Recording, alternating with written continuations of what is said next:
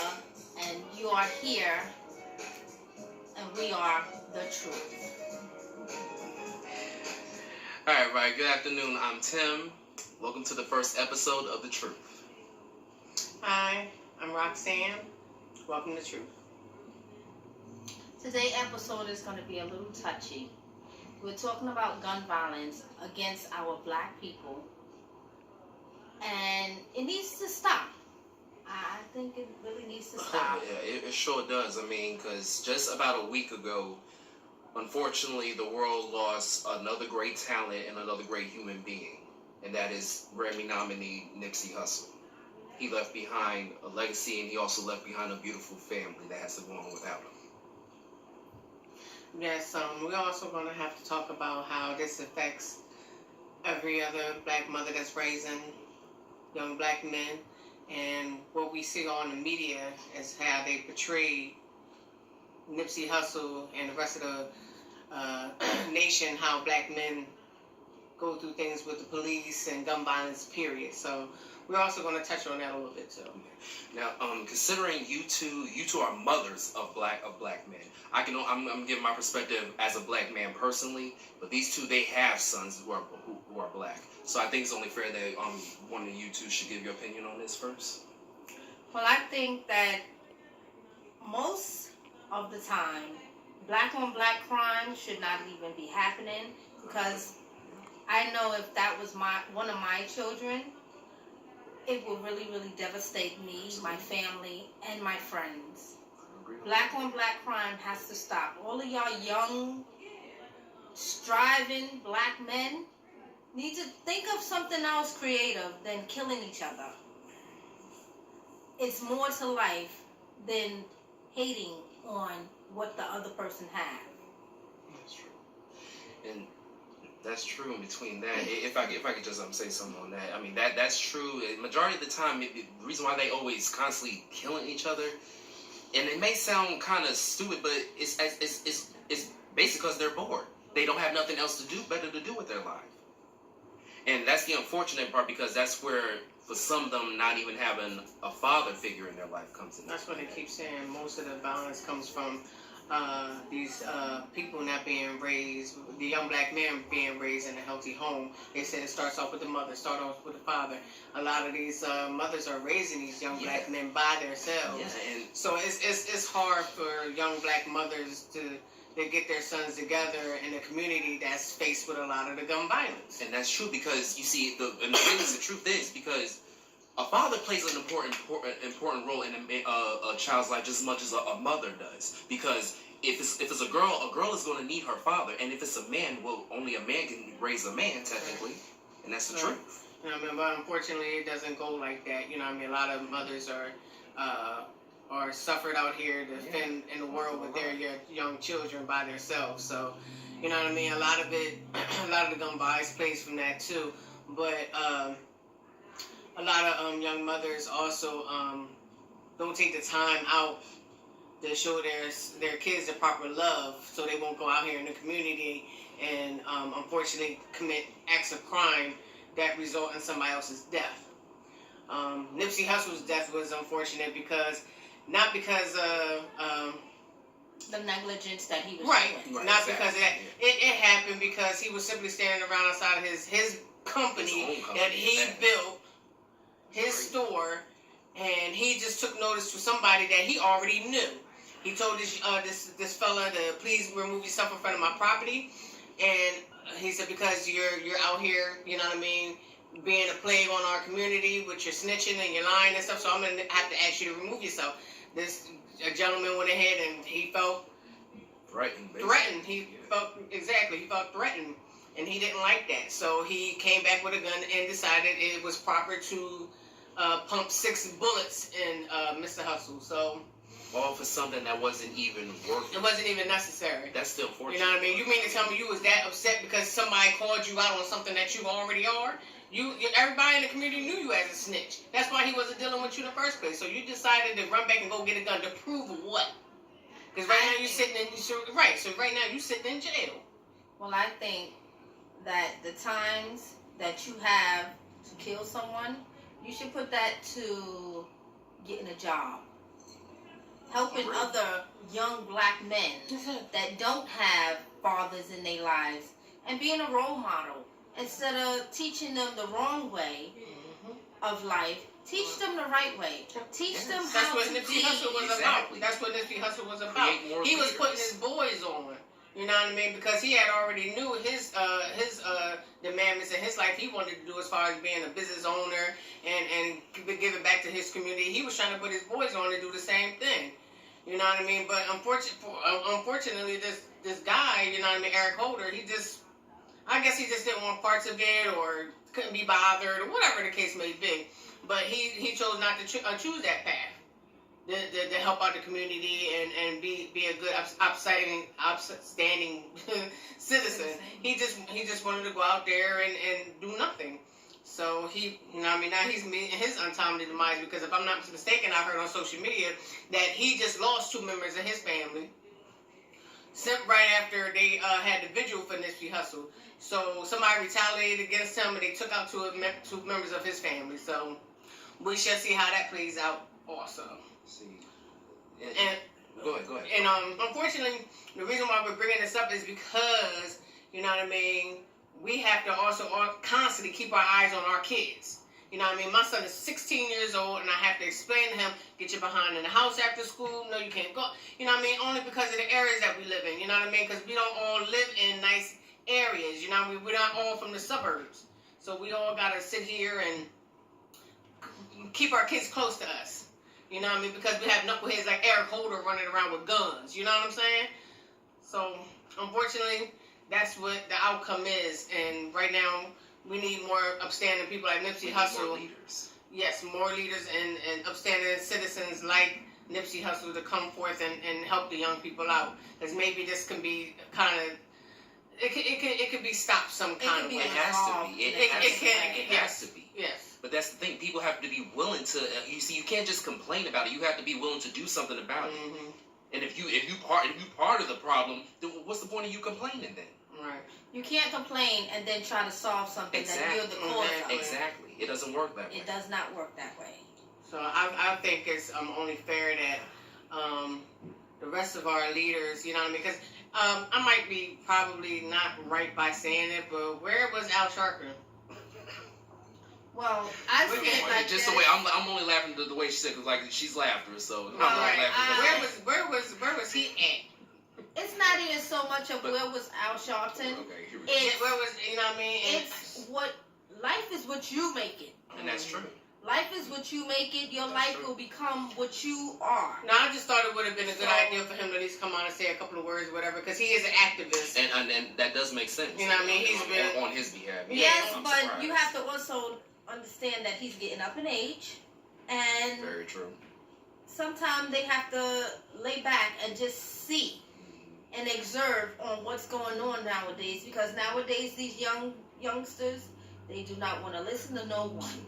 They think they know what they know, but they don't know anything. That's great.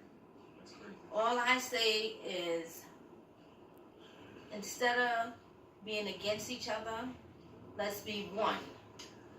And I'm really glad you said that, because let me now I want to get to the bottom line of this one. I want to ask y'all and y'all viewers that's watching, and this may be a little deep, a little personal too, but do you even know what it's like as a black man to be looked at and just with the thought of not worth living in some others' eyes? It's not even so much of not living, but it's being ridiculed because of your black. But this is what the point I'm trying to get to.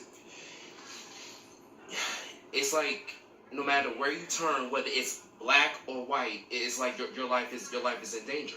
You can't even, because the unfortunate part is we living in a dark time right now where black men are dying, and unfortunately it's by our topic, gun violence. Yes. And what makes it even worse is on both ends, black or white, police brutality, gang related. You can't even drive down the street without worrying about looking in your rearview mirror with a cop following you and pulling you over and worry about going live because you think he might shoot you just because of the color of your skin. And the same goes with if you walking around the neighborhood or whatnot. You can't even walk through there with seeing someone that looks like you, or whether it's a brother or a sister that actually look like you, and just worry about just strolling through minding your business without them pulling bullets in you just because you're not a part of the life that they're leading. And what type of shit is that? Excuse my language, but that's real deep to me. Because it's like, if you're not safe, no matter it's by your own people or people that doesn't look like you, unfortunately. And that just really gets me.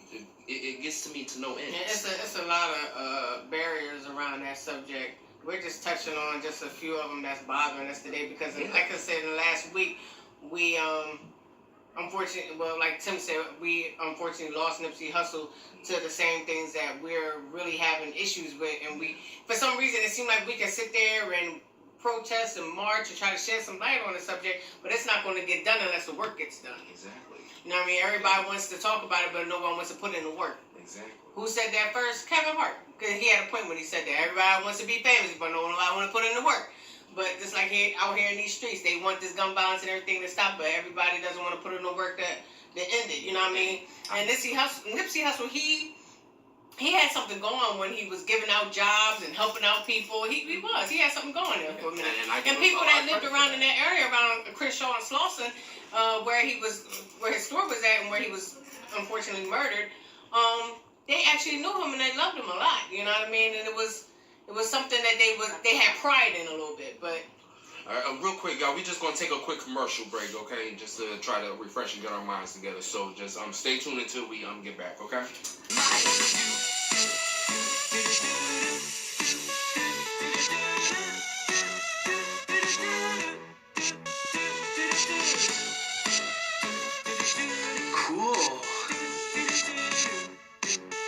Hello, we're back. Hi, everybody. We back. We just had a quick intermission. Get our little stuff together because, as you can see, this topic is real deep to us and really intense. But like I said, we speaking the truth and our own opinions of it. So, welcome back. All right.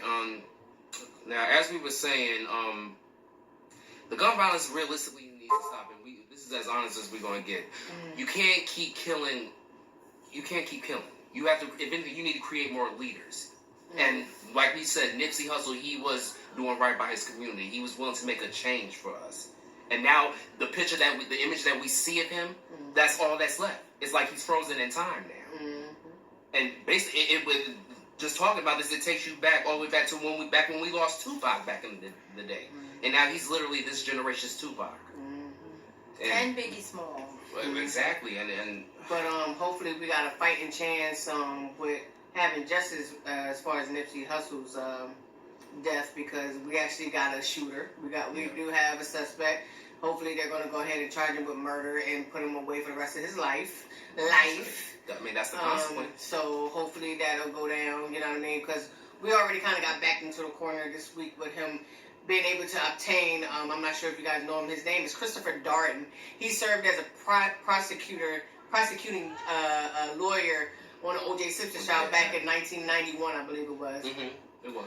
And we're still trying to figure out how the hell he even managed to get a lawyer. That fast at that. That fast, you know what I mean? Because this shooting just happened this week. And we're trying to figure out, well, you was too broke to take your behind on home or have a job or anything. You know what I mean? How did you how was you able to afford an attorney so quick? Well, representation, I would like to say. But I would also like to say, and I'm probably quite aware that a lot of you are not going to agree with it, but shame on Christopher Darden for even wanting to be on a lawyer for such a coward. That's the truth. I am going to say that because I don't know where Christopher Darden been at since the O.J. trial, but evidently he thought this would probably be good fun for him to do. But we don't seem like it's funny. It doesn't seem funny, and it doesn't seem amusing.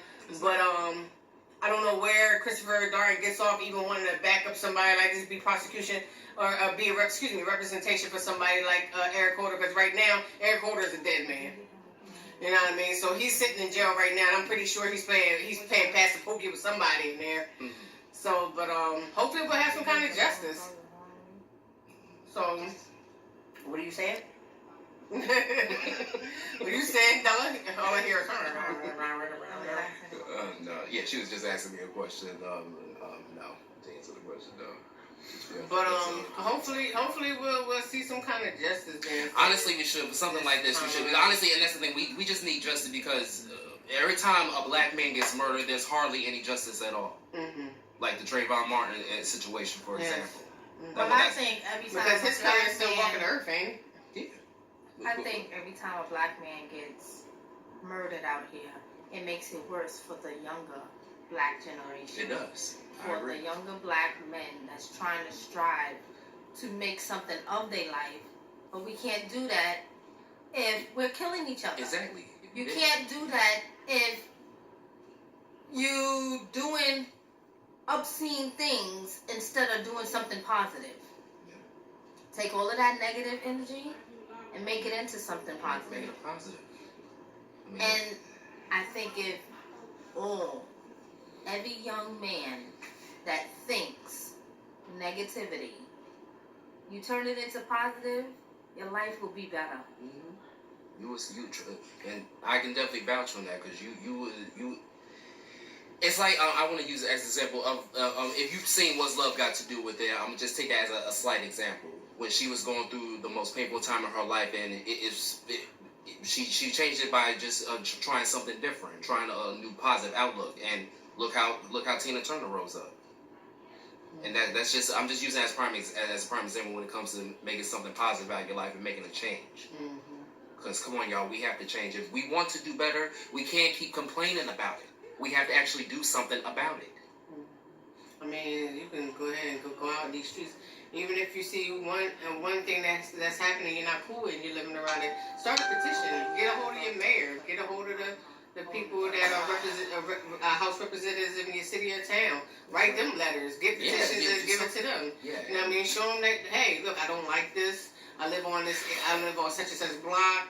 You know what I mean? This is not what I want. You know, even if it's I would say for a senior citizen that's probably been living on the block for 15, 20, and 30 years. You know what I mean? I see a lot of them that they will call the cops on you in a heartbeat if you start some mess on their block. You know what I mean? And that's just, you know what I mean, just one person that will be willing to say, you're not going to start that mess on my block. You're not going to be selling drugs and, you know what I mean, standing around on my property, you know.